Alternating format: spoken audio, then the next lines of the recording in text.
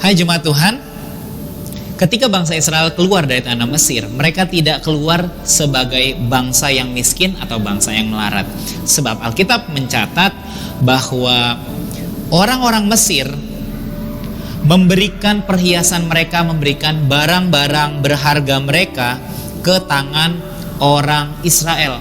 Sehingga dengan demikian bangsa Israel menerima kelimpahan, menerima kekayaan yang tidak berdasarkan perbuatan mereka. Bahkan ketika mereka masuk ke tanah perjanjian, tanah Kanaan, mereka mendiami rumah yang tidak mereka dirikan.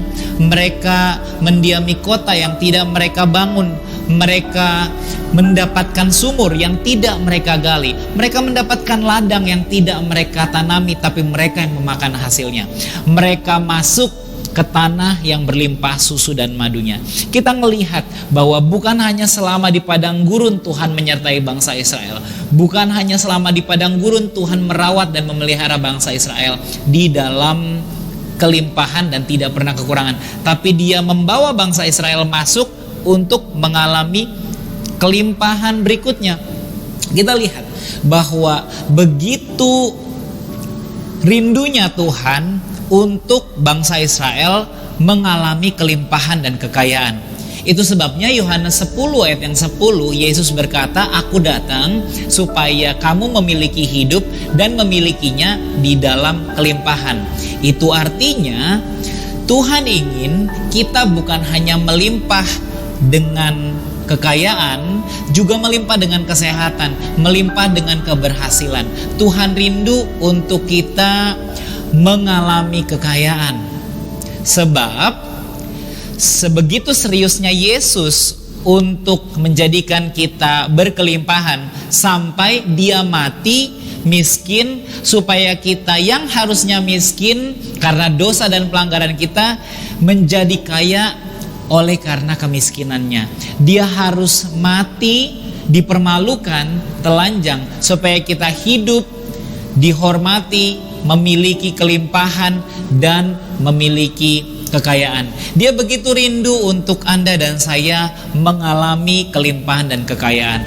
Bapak Ibu Saudara, adalah caranya Tuhan untuk membiarkan kita melangkah di dalam iman melalui pemberian kita. Sebab apa yang kita beri itulah yang dilipat gandakan dan menjadi kelimpahan bagi kita.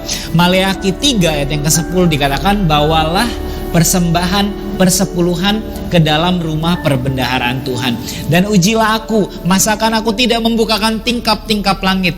Tuhan sedang berkata bahwa, tidakkah kamu yakin bahwa aku akan membukakan pintu surga, the gates of heaven, katanya gitu, supaya mencurahkan berkat kepadamu sampai there is no room for all, sampai tidak ada tempat lagi, sampai kamu dipuaskan. Mazmur 103, sampai kamu dipuaskan dengan segala kebaikan. 2 Korintus 9 ayat yang ke-10 dikatakan bahwa Dia menyediakan benih bagi penabur dan roti untuk dimakan.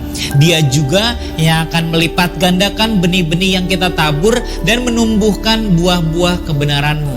Bahkan dikatakan di ayat 11, kamu akan diperkaya di dalam segala macam kemurahan. So, Tuhan sangat ingin kita berkelimpahan.